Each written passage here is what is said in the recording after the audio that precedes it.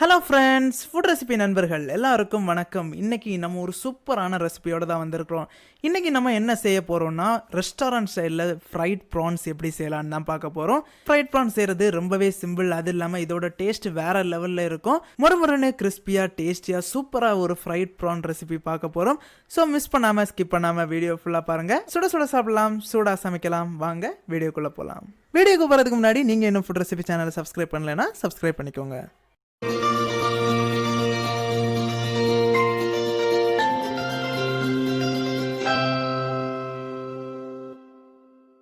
Fried PRAN செய்கிறதுக்கு நான் ஒரு மிக்சிங் பவுலில் 1 கப் மைதா மாவு எடுத்துருக்கிறேன்.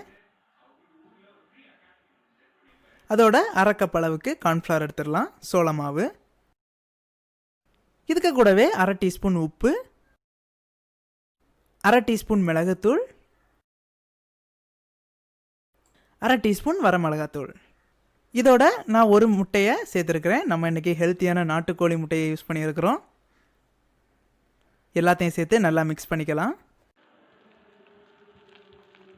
ஸ்மூத்தான பேட்டர் ஆட்டு ரெடி பண்ண போகிறோம். ஸோ அதுக்காக கொஞ்சமாக தண்ணி சேர்த்து நல்லா மிக்ஸ் பண்ணி விட்டுக்கலாம். எந்த ஒரு கட்டிகளும் இல்லாதது மாதிரி பார்த்துக்கோங்க. இந்த பேட்டர் நல்லா ஸ்மூத்தான டெக்ஸ்சர் வரது வரைக்கும் நல்லா மிக்ஸ் பண்ணி எடுத்துக்கலாம். இப்போ பார்த்தீங்கன்னா தெரியும், நல்லா ஸ்மூத்தான டெக்ஸ்சரில் வந்திருக்கு. இதை எடுத்து தனியாக வச்சிடலாம். நமக்கு ஃப்ரை பண்ணக்கூடிய பேட்டர் ரெடி ஆகிடுச்சு. இப்போ நான் ஃப்ரை பண்ணக்கூடிய ப்ரான்ஸ் எடுத்துருக்கிறேன். இதோட மேலே உள்ள ஷெல்லை மட்டும் ரிமூவ் பண்ணி எடுத்துடலாம். ரிமூவ் பண்ணி எடுத்த பிறகு இதோட குடல் எடுக்க போகிறோம். அதுக்கு நான் ஒரு டூத்பிக் எடுத்து இதே மாதிரி குத்திக்கோங்க. குத்தி இழுத்துட்டோன்னா பார்த்தீங்கன்னா தெரியும், அதோட குடலெல்லாம் ஈஸியாக வந்துடும்.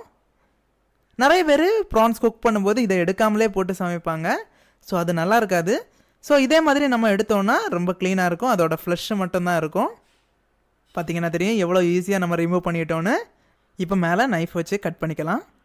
இது எதுக்காக கட் பண்ணுறோன்னா, நம்ம ஏற்கனவே ரெடி பண்ணி வச்சுருக்க பேட்டரில் நம்ம சேர்த்த ஸ்பைசஸோட டேஸ்ட் இறாலுக்குள்ளேயும் இறங்கணும், நல்லா ஈவனாக ஸ்ப்ரெட் ஆகணுங்கிறதுக்காக தான் நம்ம இதில் கட் பண்ணி விட்டுருக்குறோம். மேலே கட் பண்ண பிறகு அதோட அடிப்பகுதியிலையும் குறுக்கே கட் பண்ணி விட்டுக்கலாம்.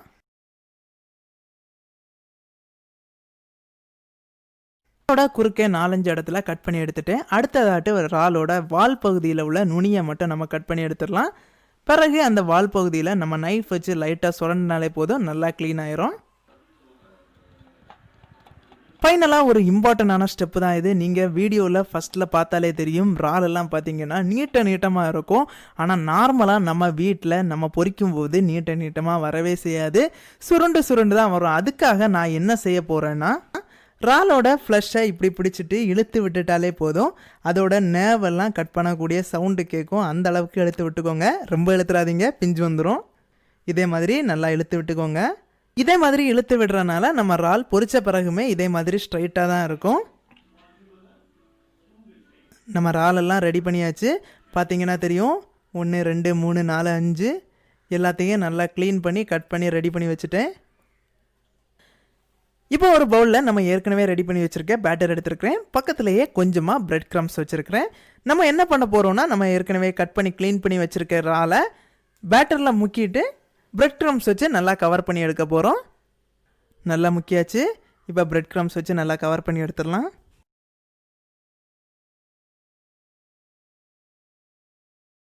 எல்லா இடமுமே கவர் ஆகிறது மாதிரி நல்லா கவர் பண்ணி எடுத்தாச்சு.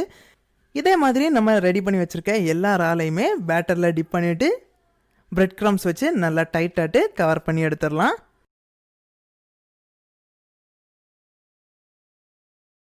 பார்த்தீங்கன்னா தெரியும், நல்லா சூப்பராக பேட்டரில் டிப் பண்ணி பிரெட் க்ரம்ஸ் வச்சு கவர் பண்ணி எடுத்தாச்சு. ஃபைனல் ஸ்டெப்புக்கு வந்துட்டோம். நம்ம ஏற்கனவே ரெடி பண்ணி வச்சுருக்க ப்ரான்ஸ் எல்லாம் ஃப்ரை பண்ணுறதுக்கு ரெடியாக இருக்குது. இங்கேயும் ஆயில் நல்லா ஹீட் ஆகிட்டு இருக்குது. ஆயில் நல்லா ஹீட் ஆனதுமே நம்ம ரெடி பண்ணி வச்சுருக்க ப்ரான்ஸ் எல்லாம் ஒன்று ஒன்றா சேர்த்துடலாம்.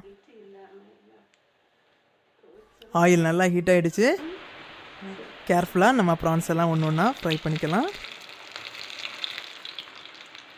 பார்த்தீங்கன்னா நல்ல ஏர் பபிள்ஸோட சூப்பராக ஃப்ரை ஆகிட்டு இருக்குது. சேர்த்ததுமே நம்ம ரேஞ்சை ஹை ஃப்ளேம்லேருந்து மீடியம் ஃப்ளேமுக்கு சேஞ்ச் பண்ணிக்கலாம். இது எதுக்காகனா, ஹை ஃப்ளேம்லேயே நம்ம மெயின்டைன் பண்ணோன்னா அவுட்டர் லேயரில் உள்ள பிரெட் க்ரம்ஸ் ஈஸியாக பேன் ஆகிறதுக்கு நிறைய வாய்ப்புகள் இருக்குது. அது மட்டும் இல்லாமல் உள்ள ப்ரான்ஸ் நல்லா குக் ஆகி கிடைக்கணும். அதுக்காக நம்ம மீடியம் ஃப்ளேம்லேயே மெயின்டைன் பண்ணிக்கலாம்.